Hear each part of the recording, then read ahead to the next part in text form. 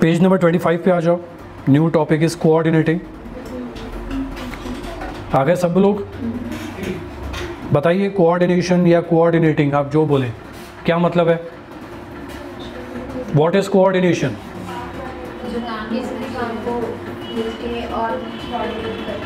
Coordinate करके काम करना, यानी काम में तालमेल का होना बहुत ज़रूरी है। जैसे आप लोगों ने देखा होगा कि कई बड़े बड़े जो डांस ग्रुप्स होते हैं, बड़े बड़े तरीके के, वो क्या करते हैं, कंपटीशन में हिस्सा लेते हैं, कंपटीशन जीतते हैं, नेशनल लेवल पे भी और इंटरनेशनल लेवल पे भी।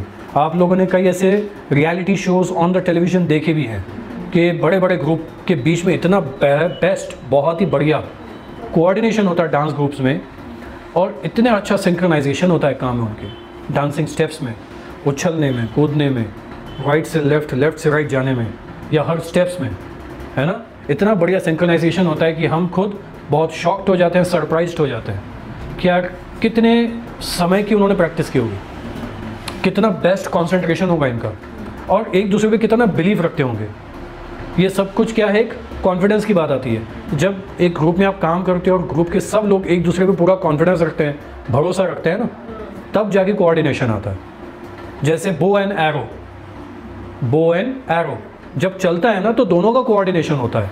एरो अपने आप नहीं जा सकता, उसको ज़रूरत पड़ती है बो की, यानी पीछे खींचेंगे, रिलीज़ करेंगे और जाएगा।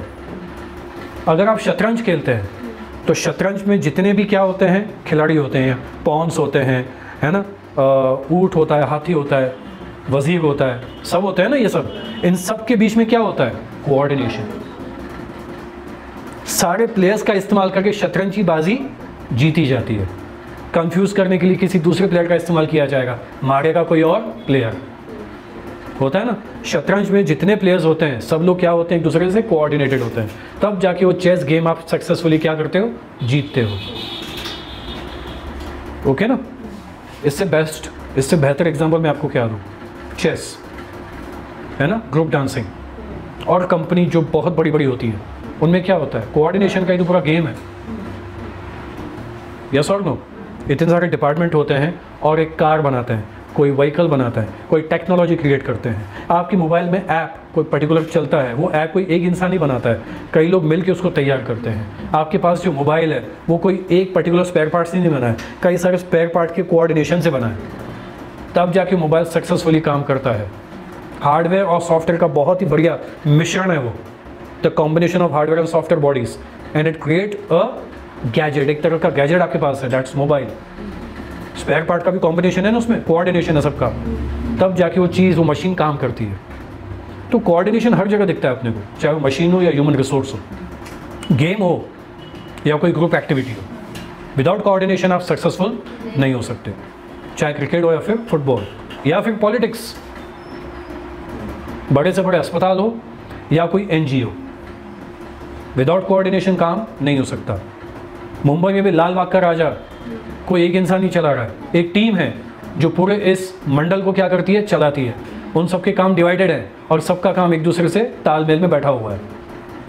म्यूज़िक के कितने सारे इंस्ट्रूमेंट होते हैं और हम म्यूज़िक कितने ध्यान से सुनते हैं, और अपने को मालूम है वहाँ पे एक इंस्ट्रूमेंट प्ले नहीं हो रहा है, मल्टीपल इंस्ट्रूमेंट्स हैं और बराबर सुर ताल बैठा हुआ है, और म्यूज़िक मधुर होता है बिल्कुल, और सुनने में मज़ा आता है। That's the coordination. तो ऐसे कितने एग्जाम्पल्स हैं मैं आपको बता सकता हूँ।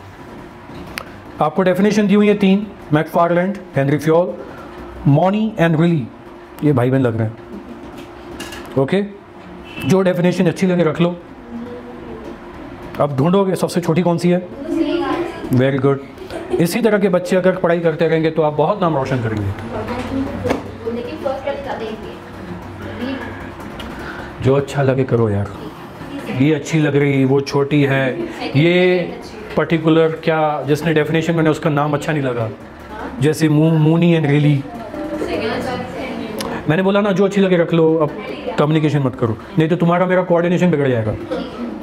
तो कोऑर्डिनेशन क्या है, a process where by an executive develops an orderly pattern of group efforts. बहुत सही लिखा है, orderly pattern of group efforts. Orderly बोले तो step by step orderly pattern है, लेकिन सब लोग मिलके काम कर रहे हैं because it's a group effort. Dance करते हैं ना, ऑर्डरली होता है, सामने से कौन आएगा, सब लोग ग्रुप में कौन कौन सी पोजीशन पे कहाँ कहाँ प्लेस किए हुए हैं, कौन कौन सी स्टेप प्ले करेगा, खेलेगा, ठीक है। जब क्रिकेट टीम बनती है ना तो वो ऑर्डरली बनाई जाती है, बैट्समैन, मिडल ऑर्डर, बॉलर्स। तो ये ऑर्डर बना हुआ है ना कि शुरुआत कौन करेगा, मिडल ऑर्डर को कौन संभालेगा, है ना, और आखिरी तक कौन कौन खेलेगा। तो इस तरह से पूरे 11 प्लेयर ऑर्डरली बनाए जाते हैं। कौन फर्स्ट पोजीशन पे, कौन फोर्थ पोजीशन पे, कोई 7th पे, कोई 9वें पे, कोई 11वें पे। क्यों रखा गया है? According to their ability, experience, skill, talent, है ना, उनका खेलने का तरीका जो भी है। हम हर चीज़ को नाप तोल के देखते हैं और उनको ऑर्डरली प्लेस करते हैं, और सब लोग मिलके क्या करते हैं, टीम के लिए प्ले करते हैं और अपना योगदान देते हैं। सही। तो ये ऑर्डरली प्लेस्ड है, ग्रुप एफर्ट है among his subordinates and secures unity of action. तो ये सबॉर्डिनेट्स बोले तो एम्प्लॉयज़, मैनेजर्स, एग्जीक्यूटिव ऑफिसर्स, यानी सब एक दूसरे के कहीं ना कहीं अंडर में काम कर रहे हैं, और सब लोगों में क्या यूनिटी ऑफ एक्शन है, सब लोग मिल के काम कर रहे हैं। हेनरी फ्यूल का भी यही बोलना है। ओके, उन्होंने बस एक बहुत अच्छे वर्ड का इस्तेमाल किया, हार्मोनाइज, कि काम कोई भी करे या जैसा भी है, जो मैं आपको डेफिनेशन बता चुका हूँ, उनमें तालमेल तो होना चाहिए, लेकिन पीसफुल एनवायरनमेंट होना चाहिए। क्या होना चाहिए? पीसफुल एनवायरनमेंट, ताकि वर्किंग एंड सक्सेस हाथ में हाथ मिला के चलती रहे। जितना बेहतर काम उतनी बेहतर सक्सेस। तो इस तरह से कोऑर्डिनेशन की डेफिनेशन भी आपको कैच हो चुकी है, समझ में आ गई है। इंपॉर्टेंस की तरफ बढ़ते हैं अपन, एक एक पॉइंट को समझते हैं। पहला पॉइंट क्या दिया हुआ है? एंकरेजेस टीम स्पिरिट। कोऑर्डिनेशन का उसूल यही कहता है, कोऑर्डिनेशन वहीं टिकेगा जहां झगड़े ना हो। झगड़ा पहली ऐसी प्रॉब्लम है जो कोऑर्डिनेशन को बेसिक लेवल पे ख़त्म कर देती है। डिस्प्यूट्स, कॉन्फ्लिक्ट्स, है ना। कुछ ऐसे एग्जाम्पल हैं जहाँ पे इन्हीं चक्करों की वजह से बड़ी बड़ी चीज़ें होते होते रह गई, कन्फ्लिक्ट हो गए और कोऑर्डिनेशन बिगड़ा, सक्सेस होने के बजाय अनसक्सेस हाथों में आई। Have you seen the movie ABCD? वो शॉर्ट है ना, 2 अलग अलग लोग होते हैं, टीम्स, वो धर्मेश एंड समथिंग कोई दूसरा, right, Salman, right. Prabhudeva is that kind of a choreographer जो चाहता है कि सब लोग मिलके काम करें, लेकिन दोनों का ईगो क्या आता है, आड़े आता है ना। वो भी एक पर्टिकुलर किसी अपने ही पार्टनर को लेके, और दोनों में क्या होते हैं, कन्फ्लिक्ट होते हैं। डांस मस्त बैठ गया है, प्रैक्टिस बढ़िया हुई है, कोऑर्डिनेशन एक नंबर है। अब कंपटीशन में जा रहे हैं, क्या करने जा रहे हैं, ऑडिशन। ऑडिशन में कचरा हो जाता है, ऑडिशन में क्या हो जाता है, कचरा। एक दूसरे का काम क्या कर देते हैं, खराब, और आप कंपटीशन से क्या हो जाते हो, बाहर। लेकिन बाहर होने से पहले एक मज़ाक ही बन जाता है, यार इस पर्टिकुलर प्रोग्राम को चलाने के लिए जोकर चाहिए, और ये डांस बहुत अच्छा करते हैं, अगर रहेंगे तो लोगों का मन बना रहेगा।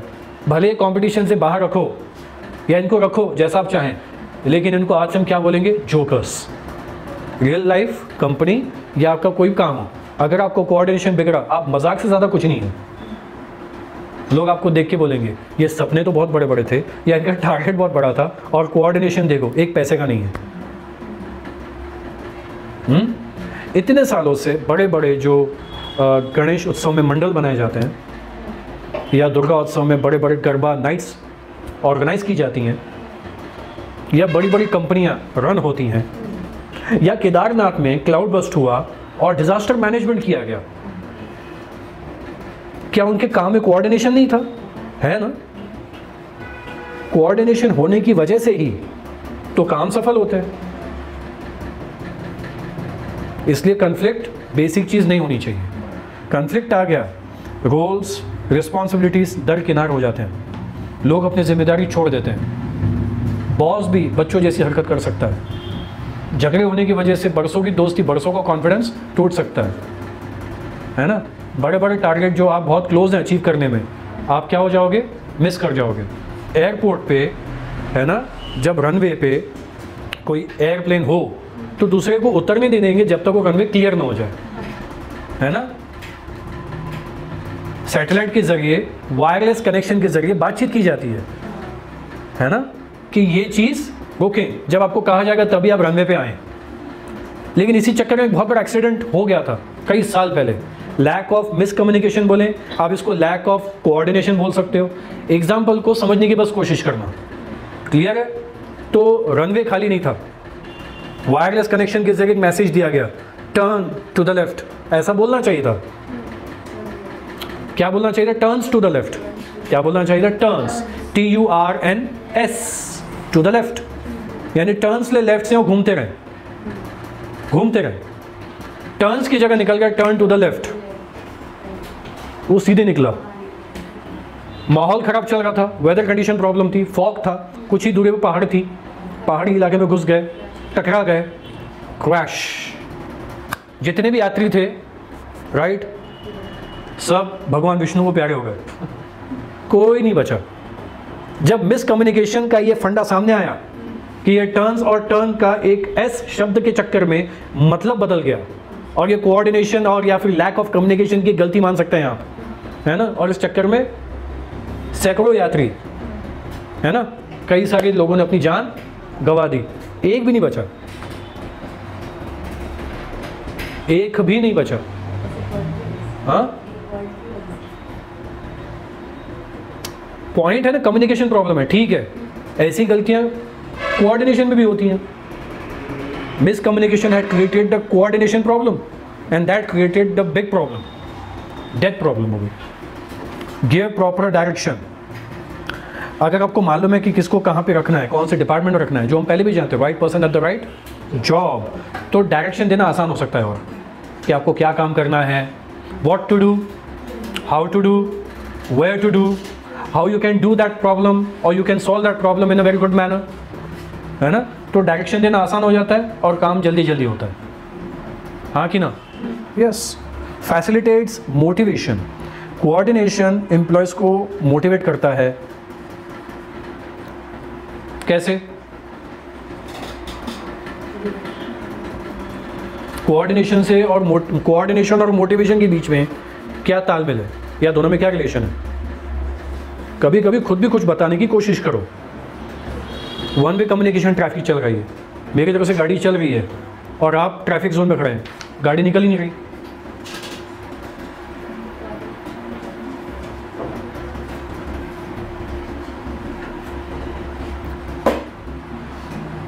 कार चलाना सीखते हो जब हाथों में स्टीयरिंग, पैर आपके ब्रेक पे, दूसरा पैर आपका स्पीड पे। यस, आप जब बराबर हर चीज़ को चलाने में, ड्राइविंग में कोऑर्डिनेशन आएगा तो सेल्फ मोटिवेशन आता है। आप इनिशिएटिव लेने के लिए तैयार हो जाते हो कि हाँ, ये मैं कर सकता हूँ, अब मेरे से हो रहा है। अड़ा, उठ जा, पानी दे इसको। यहाँ इतनी अच्छी बातें हो रही हैं, और ये लैक ऑफ कोऑर्डिनेशन की वजह से क्या होता है, एक बहुत अच्छी नींद आती है। मैं यहाँ पढ़ा रहा हूँ और आप जो इतना बड़ा मुंह खोल रहे हो, उबासियाँ मार रहे हो कि भाई अगर मधुमक्खी भी घूम के आ जाए वर्ल्ड टूर हो जाएगा। इतना बड़ा मुंह, हिप्पो भी शर्माएगा। हाँ, आप इमेजिन करो आपका मुंह वाइब्रेट होगा। बेटा ऐसे सवाल मत कर, रिकॉर्ड हो रहा है। बाद में मुझे याद आता है कि मैं कर रहा हूँ, जब मैं सुनता हूँ तो मुझे खुद अजीब लगता है। ओके, जो सुनेगा उनको ही मज़ा आएगा, ठीक है। पॉइंट ये है कि समझ गए ना भाई, तो एक्टिव रहे।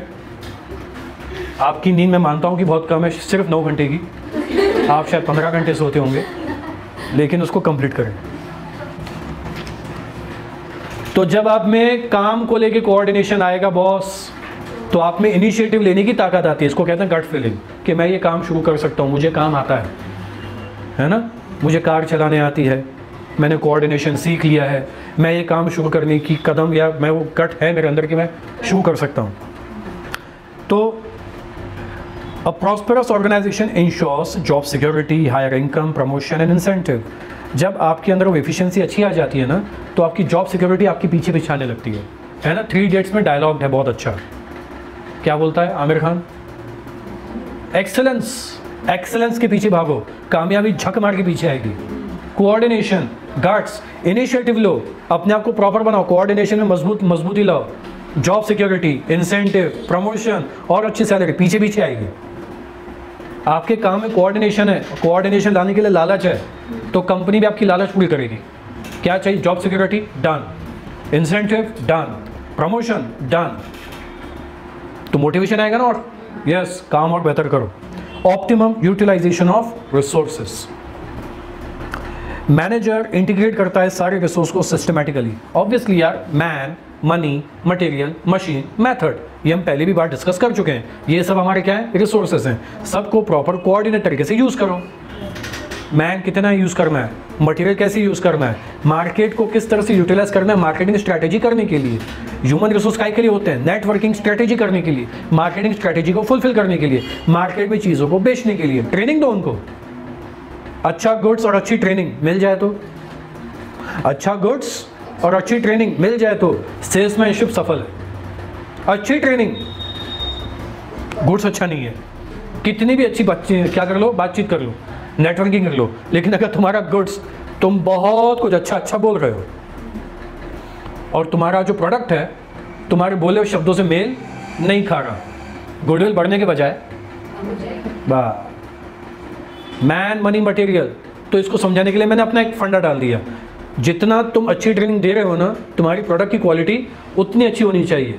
अगर ये गुड और नेटवर्किंग यानी मार्केटिंग दोनों में क्या हो जाए, तालमेल बैठ गया ना, तो कस्टमर एक नहीं 10 आएंगे, 10 क्या 100 आएंगे, खींचे चले आएंगे। तुम्हारे बोलने में और करने में क्या है, 19-20 का फ़र्क है। बोलते ना, नाम बड़े दर्शन छोटे। मतलब क्या है इसका, लैक ऑफ कोऑर्डिनेशन है ना। साले बोल तो बहुत कुछ रहे तुम, प्रोडक्ट क्या है, फिसड्डी। प्रॉफिट क्या होगा, पहले बढ़िया चढ़ेगा, बाद में उतना ही नीचे जाएगा।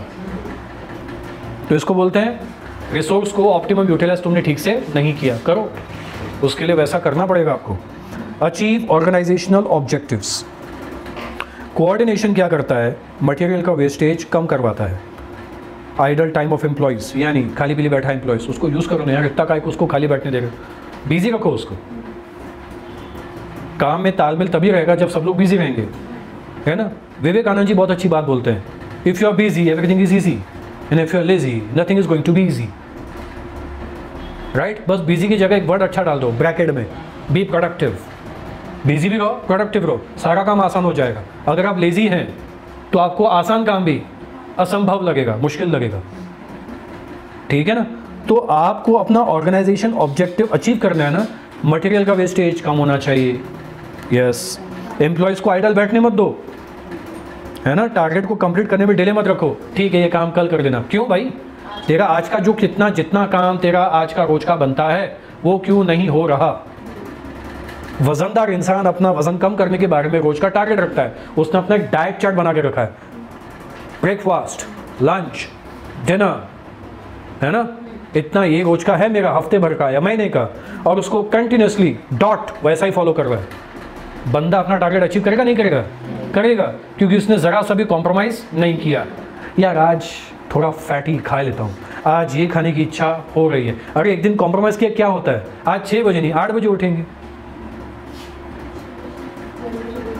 तुमने सोचा कि रोज 6 बजे उठना है, लेकिन तुम उस दिन भी क्या कर रहे हो, डिले कर रहे हो, 8 बजे उठेंगे, है ना। आज मैं काम नहीं करूँगा, पूरा दिन सोऊंगा, मेरी आज की एनर्जी बच जाएगी, कल भी सोऊंगा, 3 दिन सोऊंगा, 4 दिन सोऊंगा। तुम लोगों को क्या लगता है कि 4 दिन एनर्जी बचा के 5वें दिन तुम्हारी जो एनर्जी लगेगी वो 5 दिन के बराबर होगी? नहीं, ये फालतू बात है। तुमने क्या कर दिया, उस दिन की एनर्जी वेस्ट की है। ये फोकट का अलग सा मोटिवेशन है ये, कि ये एनर्जी मैं आज सेव कर रहा हूँ, क्यों, मैं सो रहा हूँ, ये एनर्जी मैं कल यूज़ करूँगा। अरे महान प्राणियों, कहाँ से आए हो, कौन सी किताब पढ़ी, किसके झांसे में आए हो, और ऐसी वाहियात मोटिवेशन दे कौन रहा है तुम लोगों को। और 4 दिन की एनर्जी बचा के बोलोगे 5वें दिन में देखना पूरे 5 दिन का काम एक साथ करूंगा। एक दिन का भी काम नहीं होगा। बेटा तो इंसान है, ऑक्टोपस नहीं, तेरे 6 हाथ नहीं है कि तू सारे काम एक साथ करेगा। No, you can't. जिस दिन तूने काम ढीला छोड़ा या तूने बोला कि मुझे आज काम नहीं करना है, या काम तू देरी से कर रहा है, वो दिन गया, डिले हुआ, एनर्जी भी गई, उस दिन का टारगेट भी तूने लीव कर दिया। आप और 5 दिन अपना काम लेट करने वाले हो, ये बात पक्की है। तो ये चीज़ें आपको करनी पड़ेगी। तो अगर आपको स्मूथ वर्किंग चाहिए तो आपको अपने ऑर्गेनाइजेशनल ऑब्जेक्टिव वक्त पे पूरे करने पड़ेंगे। इम्प्रूव्स रिलेशनशिप, ये मुझे समझाने की ज़रूरत नहीं है। कोऑर्डिनेशन एंड कोऑपरेशन दोनों एक दूसरे से कनेक्टेड हैं। जितना लोगों के बीच में क्या रहेगा, कोऑपरेशन, उतना ही काम में अच्छा रहेगा कोऑर्डिनेशन। आप कोऑपरेशन निकाल दो, म्यूचुअल अंडरस्टैंडिंग, फ्रेंडली बिहेवियर, है ना, amicable relationship between employees, workers, boss, managers, leaders, directors, workers, सब निकाल दो ना, कुछ नहीं होने वाला। कोऑर्डिनेशन भी किया, कोऑपरेशन भी किया, डिपार्टमेंट का काम नहीं होगा। Leads to higher efficiency. चलिए इसके लिए मैं बहुत अच्छी कहानी बताता हूँ, एक स्टोरी है बढ़िया सी, एफिशिएंसी को लेके। एफिशिएंसी को लेके अब क्या है एक्चुअल पॉइंट। एक बंदा 3 साल लगातार बहुत मेहनत कर रहा है, लेकिन उसकी सैलरी इंप्रूव नहीं हो रही है, इंसेंटिव इंप्रूव नहीं हो रहा है। उसके बाद के आने वाले लोगों की सैलरी बढ़ गई, इंसेंटिव अच्छे हो गए, उसको बात समझ में नहीं आ रही ये मेरे साथ हो क्यों रहा है। तो जब उसने नौकरी ज्वाइन की थी ना, तब उनका जो मैनेजर था, या समझो कोई लीडर होगा या कोई डायरेक्टर होगा, आप कोई भी इमेजिन एक कैरेक्टर समझ लो, वो उसका मेंटोर था, यानी उसको गुरु मानता था कि यार ये मेरा खास है, ये मुझे बहुत सही सजेस्ट करते हैं। जब मैंने ज्वाइन किया था ना, तब उसने मुझे एक ही चीज़ बोली थी, काम में कामचोरी मत करना, काम में कामचोरी बिल्कुल नहीं करने का। मैंने उस बात को अपनी ज़िंदगी का मंत्र बना दिया, मैंने कभी कामचोरी नहीं की। यार 3 साल हो गए, मेरी सैलरी बढ़ी नहीं गई, प्रॉब्लम है बॉस। तो हुआ ये, वो एक थक हार के चिड़चिड़ के मूड में चले गया अपने मेंटोर के पास। मेंटोर को बोला, सब बात बताई, ऐसा ऐसा है, ABCD सब बातें, मेरी सैलरी इंप्रूव नहीं हो रही, बढ़ नहीं रही, आप मुझे कोई ऐसा नुस्खा बताओ, कोई तरीका बताओ कि मेरी सैलरी बढ़ जाए, बढ़े, मैं चाहता हूँ मेरे इंसेंटिव सैलरी इंप्रूव हो, इंक्रीज हो। बोले ठीक है, सब बात समझ गया। मेंटोर भी थोड़ा हंसा। अब वो वहाँ बैठे थे, एक टेबल पे लैंप पड़ा हुआ था, वो लैंप पे ऐसी रस्सी थी जिसको खींचने से लैंप बंद चालू होता था। तो लैंप पहले तो लगा हुआ था, जिस रूम में तो थोड़ा अंधेरा था, लैंप चालू था, बैठ के बातचीत हो रही है मस्त, है ना, 1 on 1। तो जो मेंटोर है, जो मैनेजर है, अपने बंदे से बोलता है, ये लाइट की तरफ देख, लैंप की तरफ देख। बोले क्यों? बोले देख तो सही। हाँ देखा, उसने रस्सी खींची, लैंप बंद हो गया। बोले अब क्या हुआ? बोले अंधेरा छा गया। हाँ। बोले जब ये चालू था, जब तू मेरे से बात कर रहा था, तेरा एक बार भी इसकी तरफ ध्यान गया? नहीं। तब चारों तरफ रोशनी थी, एहसास था तेरे को? हाँ। लेकिन इसके चले जाने के बाद अभी तेरा ध्यान गया ना, मैंने लैंप ऑफ किया तब तेरा ध्यान गया ना कि हाँ लाइट गई, अंधेरा छा गया एकदम।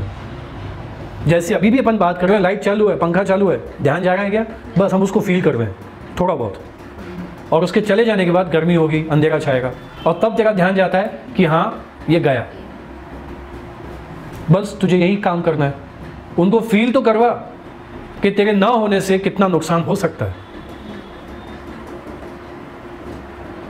ये खुशी की मारे बोलते हैं ना, थोड़ा दिमाग 6वें 7वें आसमान में पहुंच गया, अरे वाह क्या नुस्खा है, राइट।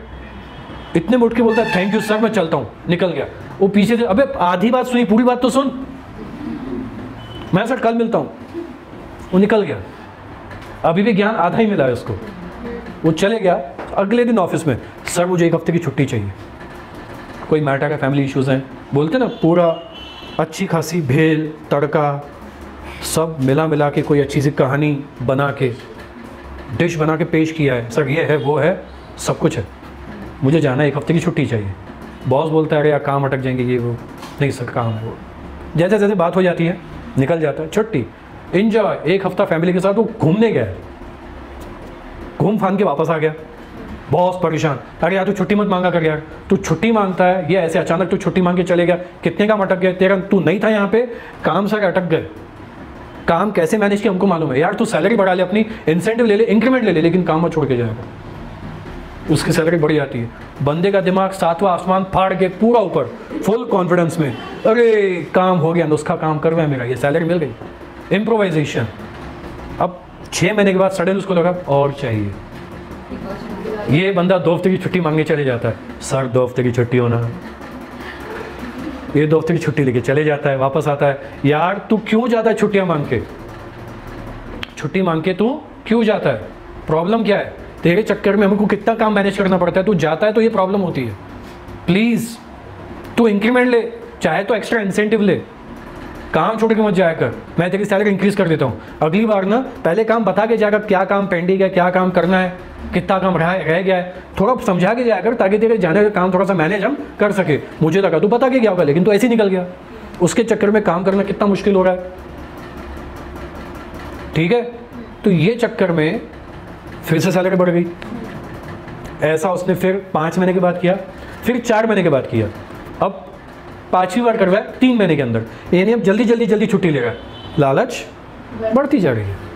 अब 5वीं बार छुट्टी ली, वापस आया, रेजिग्नेशन लेटर, रिज़ाइन, चल। बहुत चक्का रहेगा बिल्कुल, अरे नौकरी से निकाल दिया, क्यों? राइट, नौकरी से निकाल दिया। तो ये सवाल पूछता है वो इससे, नौकरी से क्यों निकाला? तो मैं ये बोल रहा था कि पूछता है आपने कि मुझे नौकरी से क्यों निकाला, वजह क्या? बोले यार एक तो तू छुट्टियाँ आजकल बहुत ले रहा है और तेरी गैर मौजूदगी में हमने तेरा काम संभालना सीख लिया।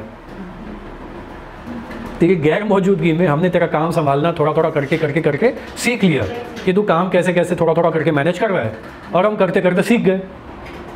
ठीक है। दूसरी, तू इतनी सैलरी लेके जो काम कर रहा है, हमें दूसरा बंदा मिल गया तो तेरे से थोड़ा कम लेगा या थोड़ा ज़्यादा कम लेगा और वो काम पूरा करेगा, तो तेरी ज़रूरत नहीं है, तू जा सकता है। वो बंदा पगला गया, दिमाग घूम गया, बंदा थोड़ा सा ऐसा एंग्जाइटी वाली फील में आ गया, अरे ये तो मैटर ही उल्टा हो गया। वो रेजिग्नेशन लेटर लेके भागता है अपने वापस मेंटर के पास। ये चीज़ जो हुई, ये पूरा जो एक स्टोरी बीच में हुई, ये 2 साल में लग गए। 2 साल का वापस मेंटर के पास जाता है, 2 साल, यानी इतना खुश था, कभी थैंक यू नहीं बोला, जो था निकल गया।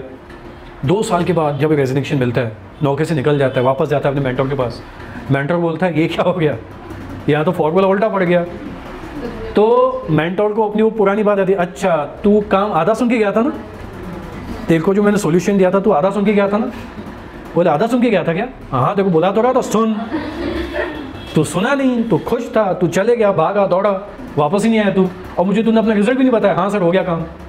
मैं सोचा चल रहा है, कट रही तेरी ज़िंदगी अच्छे से, और आज तुझे नौकरी से निकाला है तो तुझे मैं फिर से याद आया। ज़िंदगी में अंधेरा आता है तो रोशनी की तभी याद आती है। बोल क्या हुआ? तो सारी बात बताए, ऐसी सी बात है। ले चल वापस उसी जगह लेके गया, वहीं पे लैंप पड़ा हुआ है, वहीं पे लाइट अभी भी चालू है, और बोले बैठ बताता हूँ तेरे को, वापस लाइट की तरफ देख। हाँ देखता हूँ, वो रस्सी खींच के बंद चालू बंद चालू बंद चालू बंद चालू, on off on off on off on off, lamp को ऑन ऑफ करते रहता है। बोले क्या कर रहा हूँ मैं? बोले लैम्प को ऑन ऑफ कर रहा हूँ। मान ले ये तो मैं कर रहा हूँ, अगर ये अपने आप हो रहा है तो, अपने आप हो रहा है तो मतलब बल्ब में क्या है, खराब है, और क्या होगा, रिप्लेस करेगा ना। तूने, तेरे साथ भी तो वही हुआ है, on off on off on off on off, छुट्टी आ गए, छुट्टी आ गए, छुट्टी आ गए, तेरी ज़िंदगी ऑन ऑफ में चलती गई। मैनेजर ने को रिप्लेस ही कर दिया कि बल्ब खराब है, यानी एम्प्लॉय खराब है। बॉस अगर ये ज़िंदगी पर करता रहेगा ना तो तेरी वैल्यू कम हो जाएगी। तूने अपनी एफिशिएंसी के साथ क्या किया, कॉम्प्रोमाइज़। तूने अपने काम के साथ क्या किया, कॉम्प्रोमाइज़। जब मैं तुझे सॉल्यूशन बता रहा था, तेरे मेरे बीच में कोऑर्डिनेशन चल रहा था, लेकिन तू आधा काम सीख के चले गया। आधा काम, आधा ज्ञान, आधा एडवाइस, आधी सीखी हुई चीज़ हमेशा रिजल्ट आधा ही देती है।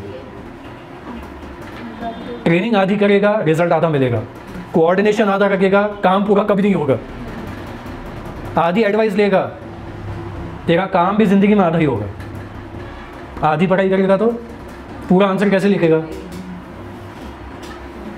तू ही बोलेगा भाई मैं ऑन ऑफ में चल रहा हूँ। मैं बोल रहा हूँ यहाँ पे रेगुलर रहो, लेकिन अपने कुछ बच्चे हैं ना, on off on off on off on off.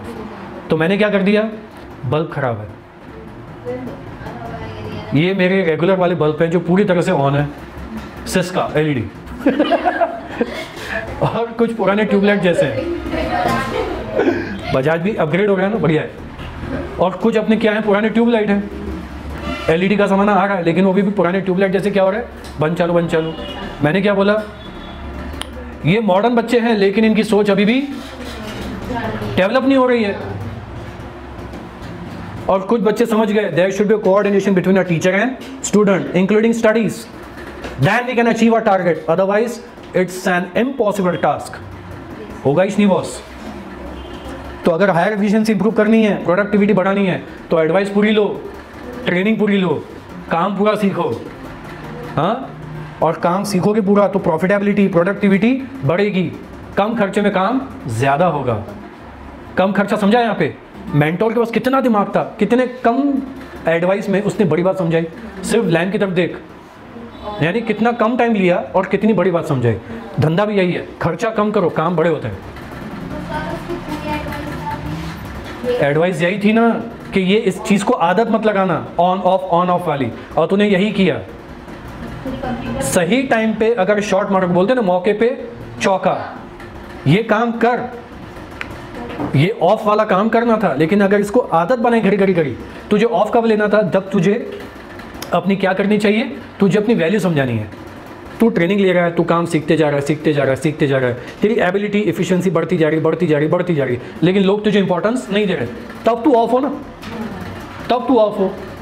तू अभी भी सेम लेवल पे चल रहा है, तूने इम्प्रोवाइजेशन नहीं किया, नया काम नहीं सीखा, और घड़ी घड़ी ऑफ ऑफ ऑफ ऑफ होते जा रहा है। कंपनी तुझे परमानेंट ऑफ कर देंगी।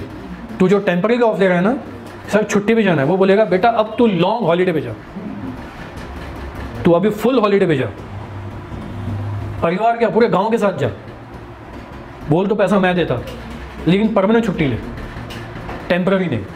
और ये क्या हो गया, भारी पड़ गया ना। टाइमिंग पे काम करोगे तो तुम्हारी वैल्यू है, टाइम पे काम नहीं करोगे तो तुम्हारी वैल्यू खत्म है। उसने टाइमिंग की कदर की, मैंने जो कहानी बताई टाइमिंग की कदर की नहीं, एफिशिएंसी जीरो, खत्म। इम्प्रूव्स गुडविल, इसी कहानी को समझो ना। उस बंदे की कंपनी के अंदर जो गुडविल थी लाइट की तरह चल रही है, बस ऑफ के टाइम पे उसने तुम्हें अपनी गुडविल बताई कि हाँ मेरी इंपॉर्टेंस है, लेकिन उसने इसको क्या बना दी, आदत। उसकी कंपनी में उसकी वैल्यू क्या होती जा रही थी, कम। नोकिया ने कॉम्प्रोमाइज किया था, गुडविल गई, हाँ। सत्यम ने घोटाला किया, गुडविल गई, हाँ। सहारा कंपनी ने अपने काम में कॉम्प्रोमाइज किया, शेयर होल्डर के पैसे का मिसयूज किया, गुडविल गई, यस। आप अपने क्वालिटी काम करने के तरीके में क्या करोगे, गिरावट लाओगे, गुडविल जाएगी, हाँ। जो मैंने कहानी बताई, उसने अपने काम के साथ क्या किया, कॉम्प्रोमाइज किया, गुडविल गई, यस। कोऑर्डिनेशन किया, हाँ, उसका काम कई लोगों ने सीख लिया, बोले तेरे गैर मौजूदगी में हम तेरा काम करना सीख गए। जब उसका काम सीखे तो उसकी ज़रूरत क्या है। ह्यूमन रिलेशन बनाना बहुत ज़रूरी है सिंक्रोनाइजेशन लाने के लिए। वो नहीं था तो किसी तरह लोगों ने अपना सिंक्रोनाइजेशन बना लिया ना, वो नहीं था तो बाकी लोगों ने अपना सिंक्रोनाइजेशन वापस क्रिएट कर लिया ना। उनके सामने चैलेंज है कि ये नहीं है तो काम टफ डिफिकल्ट है, लेकिन करते करते काम आसान हो गया, करते करते हाथ बैठ गया, और करते करते सिंक्रोनाइजेशन बैठ गया। उसके न रहते भी सिंक्रोनाइजेशन हो रहा है तो बोलेंगे ना तू टीम में नहीं है ना, अब तू 12th मैन है, हम 11 लोगों की टीम बन चुकी है। पहले हम सोच रहे थे कि तू हमारा ओपनर या ओपनिंग बैट्समैन है, तेरे को मिडल ऑर्डर में भी रखा, चल तेरे पास एक क्वालिटी, चल तू बॉलिंग कर ले। अब तू मिडल ऑर्डर के भी लायक नहीं है, बैटिंग के भी लायक नहीं है, बॉलिंग के भी लायक नहीं है, तू ग्राउंड के बाहर बैठ, और जब हम बोलेंगे तब बस ठंडा पानी लेके आएगा। आप क्या बन गए हो, 12th प्लेयर। अगर तुझे टीम में वापस आना है तुझे खुद को साबित करना पड़ेगा, गुडविल। आप समझा, यूनिटी ऑफ डायरेक्शन। डायरेक्शन सही मिलता है कोऑर्डिनेशन में, हार्मोनाइजेस क्रिएट होता है, कॉमन गोल ऑर्गेनाइजेशन अचीव होता है। अब इसके लिए मैं आपको कपिल देव जी का एग्जांपल दूंगा। कपिल देव जी ने, कोई दो भी प्लेयर थे शायद मांजरेकर, मुझे नाम नहीं मालूम, सरनेम मालूम है। तो मांजरेकर जी के बारे में एक बात बोली गई कि यार इनकी बैटिंग ऑर्डर यानी खेलने की जो एक स्पीड है कम है, जीती हुई मैच हार जाते हैं। बात मांजरेकर जी को बड़ी दिल पे लगी, उन्होंने पलट के जवाब दिया, कपिल देव जी आपका ज़माना मेरे ज़माने में ज़मीन आसमान का फ़र्क है, वगैरह वगैरह बातचीत बोल दी। मेरी बैटिंग ऑर्डर बरोबर है, मेरी स्पीड बरोबर है, ये तो सब लोग खेलते हैं ना, मेरे अकेले न खेलने की वजह से टीम थोड़ी हार रही है, कई लोगों की वजह से हार रही है। तो कपिल देव जी ने बोला कि तू खुद के लिए खेल रहा है, लोग टीम के लिए खेल रहे हैं। उस पर भी भड़क गया, तो कुछ बातचीत हुई, और आने वाले कुछ मैचेस में साबित भी हो गया कि कपिल देव सही थे। टीम से ड्रॉप आउट हो गया, कमबैक कभी हुआ ही नहीं, हुआ भी होगा तो शॉर्ट टर्म के लिए वापस आउट। कुछ साल के बाद कुछ इसी तरह से कमेंट पास किया गया था, लेकिन बॉलिंग के लिए अनिल कुंबले के लिए, किसके लिए, अनिल कुंबले जी के लिए, कि बॉलिंग में रफ्तार नहीं है, तेज धार नहीं है। बैट्समैन समझ जाता है कि बॉल कैसी आएगी, क्या आएगी, हिट करते हैं, है ना, बैट्समैन को कंट्रोल में नहीं कर पा रहे, इनकी बॉलिंग में वो धार नहीं है, उनके चक्कर में ड्रॉप आउट हो गए। लेकिन अनिल कुंबले जी ने पलट के जवाब नहीं दिया, उन्होंने मेहनत की। वो रणजी ट्रॉफी खेल रहे थे, काउंटी क्रिकेट खेल रहे थे, लेकिन जैसे जैसे मेहनत करके 1-2 साल के बाद शायद, है ना, उन्होंने परफॉर्मेंस अच्छा किया, कुछ रिकॉर्ड बनाए, टीम में कमबैक किया, है ना, पाकिस्तान के साथ टेस्ट मैच हुई और उन्होंने वर्ल्ड रिकॉर्ड बनाया, पूरी टीम को साफ कर दिया, 10 की 10 विकेट अनिल कुंबले ने ली। इसको बोलते हैं कमबैक। जवाब उन्होंने कैसे दिया, मुंह से दिया क्या, नहीं, परफॉर्म करके।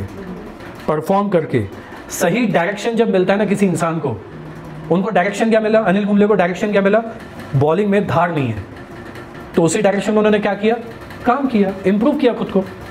सही डायरेक्शन पे काम करोगे तो कोऑर्डिनेशन आएगा ना, और वो टीम का हिस्सा बन गए। तो आपको प्रॉपर डायरेक्शन जब मिलती है डिपार्टमेंट के, जब मिलती है ना, तो आप उसी चीज़ को लेके क्या हो जाते हो, फोकस्ड हो जाते हो, कॉन्सेंट्रेशन बेहतर हो जाता है और काम में कोऑर्डिनेशन बेहतर हो जाता है कि यार ये इसको काम दे दे, ये काम करेगा, ये बंदा इस जॉब के लिए क्या है, बिल्कुल सही है, इसको इसी डायरेक्शन में काम करने दे, ये कम समय में ज़्यादा प्रोडक्टिविटी देगा। और लास्ट, स्पेशलाइजेशन। एक्सपर्ट्स बहुत इंपॉर्टेंट लोग हैं कंपनी के अंदर, ऑर्गेनाइजेशन के अंदर। अगर आपका स्पेशलाइज्ड नॉलेज काम में नहीं आएगा तो आपके मैनेजर डिसीजन गलत साबित हो जाएंगे। तो स्पेशलाइज्ड बंदों को काम पे रखो ना। अनिल कुंबले का एग्जांपल है, अपनी काम में वो क्या हो गया, स्पेशलाइज्ड हो गया, तो वापस टीम में उसको एंटर किया ना। जो मैंने कहानी बताई अभी मेंटोर वाली, अगर वो भी अपने काम में स्पेशलाइज्ड रहता था कि मैं ये जो सॉल्यूशन है जगह पे टाइम पे इस्तेमाल करूंगा, तो उसकी अभी भी कंपनी में स्पेशलाइजेशन बनी रहती थी और वो और प्रमोशन की सैलरी तो बढ़ रही थी, प्रमोशन भी मिलता था, है कि नहीं है। लेकिन उसने अपनी स्पेशलाइजेशन खो दी, इंपॉर्टेंस खो दी, प्रोडक्टिविटी खो दी और जॉब भी खो दी। तो आप लोग अपने मैनेजरियल डिसीजन सही तरह से स्पेशलाइज्ड बंदों को right person at the right job पे रखोगे तो आपके डिसीजन बेहतर होंगे। सही बंदा सही जगह पे रहेगा तो काम में तालमेल आएगा, और जब तालमेल रहता है ना तो कंपनी बहुत अच्छे ताल में चलती है। तो आपकी सक्सेस और ग्रोथ को तोड़ पाना बहुत मुश्किल है। कई पुरानी कंपनियां आज भी चल रही हैं। कोको कोला कंपनी सक्सेसफुल है, पेप्सी कंपनी सक्सेसफुल है ना, रेमंड कंपनी सक्सेसफुल है, एप्पल कंपनी अभी भी चल रही है ना, टाटा कंपनी न जाने कितने साल पुरानी है ना, 100 साल से भी ऊपर हो गए टाटा कंपनी को, इतनी पुरानी है, लेकिन अभी भी सक्सेसफुल है, चल रही है, ग्रोथ है। स्पेशलाइज्ड बंदे आज भी कंपनी में बहुत बढ़िया लेवल पे काम करते हैं। वो उनको समझ गया है बंदों को कैसे निकालना है, कैसे चुनना है। जब इंसान के पास 100 साल का एक्सपीरियंस हो, या फिर उस कंपनी के पास ऐसे बहुत महारथी हो जिनके पास 25, 30, 20, 40, 35, 30 साल का एक्सपीरियंस हो, और लगातार बराबर लोगों को चुन के कंपनी में लाते हो, तो कंपनी गलतियां नहीं करेगी। अभी हाल ही में कोई तो भी फकीर चंद, जो बहुत पुराने टाटा कंपनी के सीईओ थे, उनकी डेथ हुई।